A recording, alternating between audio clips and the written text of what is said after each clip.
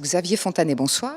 Bonsoir. Vous êtes ancien PDG d'Essilor, professeur de stratégie à HEC, chroniqueur aux Échos et à BFM Business. En quelques mots, quelle conjoncture économique pour 2019? Est-ce que tout va si bien que cela? Écoutez, si vous regardez les choses d'assez haut, les choses vont très bien parce que, en gros, l'Amérique a le plus gros taux de croissance qu'elle a jamais eu. La Chine, alors même si on dit que ça descend, ça reste 6%. Bon, l'Europe, c'est ceux qui croissent le moins vite, c'est 2%. Et puis le reste du monde doit être à 3,4. Le total, c'est 3,7. Donc 3,7, c'est un des taux de croissance les plus élevés qu'on ait jamais connus. Alors bien sûr, il y a des petites alertes. Les bourses ont chuté. Donc dans cette espèce d'ensemble qui croît, il y a sûrement le Brexit, il y a l'Italie, il y a la Turquie, il y a le Brésil et l'Argentine, c'est pas très brillant. Mais si vous regardez en masse, si vous voulez, les pays qui vont pas, c'est quoi, 10% du PIB mondial, donc c'est pas des choses non plus terribles.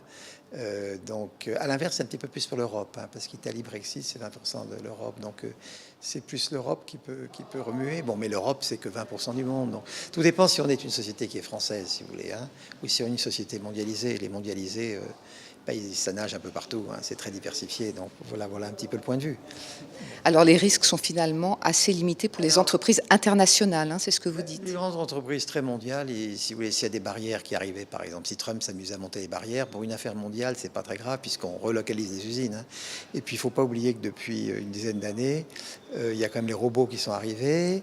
Et donc si vous relocalisez, si vous voulez, vous cassez les coûts logistiques, et puis vous avez des robots maintenant, donc tout ça.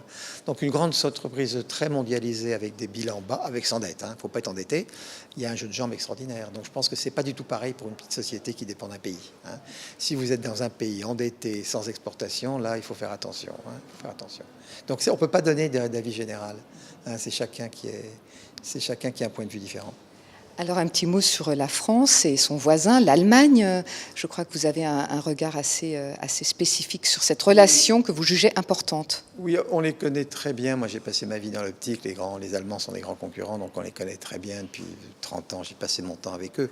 Je pense que moi, je suis très européen. Dans tout ça, il faut être européen. C'est quand même la France et l'Allemagne qui sont les rivaux. Alors, je crois qu'on a un défaut, si vous voulez, les Français, c'est qu'on croit qu'avec des beaux discours, on arrange tout. Et alors, par contre, le discours consistant à reprocher aux Allemands leur excédent, je vous dis, c'est une énorme erreur. Bon, je pense que la jeunesse des équipes, c'est très bien, on a des jeunes qui nous dirigent, c'est très bien. Bon, mais ils n'ont pas les heures de vol, et il n'y a qu'une très longue période avec les Allemands qui fait qu'on comprend. Non, les Allemands sont fiers de leurs excédents qui sont les résultats des réformes. Donc les Allemands s'expriment moins bien que nous, ils se méfient des discours, et ils disent, les Français, avec des beaux mots, ils vont éviter les réformes par lesquelles nous, on est passé. Donc je dirais que les Français, le vrai truc pratique à faire pour nous aujourd'hui, c'est pas se préoccuper de conjoncture, c'est se réformer, que l'État se réforme. J'en parlerai beaucoup parce que moi qui ai beaucoup voyagé, je pense que l'excès de coûts de sphère publique entre France et Allemagne, ça coûte 15% des prix de revient. Et ça, c'est le seul truc auquel réfléchir. Donc pas de conjoncture, tout ça. Le vrai sujet, c'est baisser les coûts de la sphère publique, voilà, et sociale. Voilà. Un bel appel à l'action, en quelque sorte. Absolument, parce qu'il ne faut pas, on va pas passer trop de temps. Vous savez, c'est Marc Aurèle, qui est le grand philosophe, disait, comme les stoïciens, il faut voir ce sur quoi on a des actions et ce sur quoi on n'a pas d'action. Bon, la conjoncture, on n'a strictement aucune action dessus. C'est comme le soleil, s'il se couche à 6 heures, il se couche à 6 heures.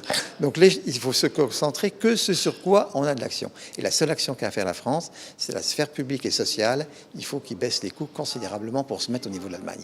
Et ça va être l'élément fédérateur de l'Europe. Donc les Français, il faut qu'ils se remuent un peu.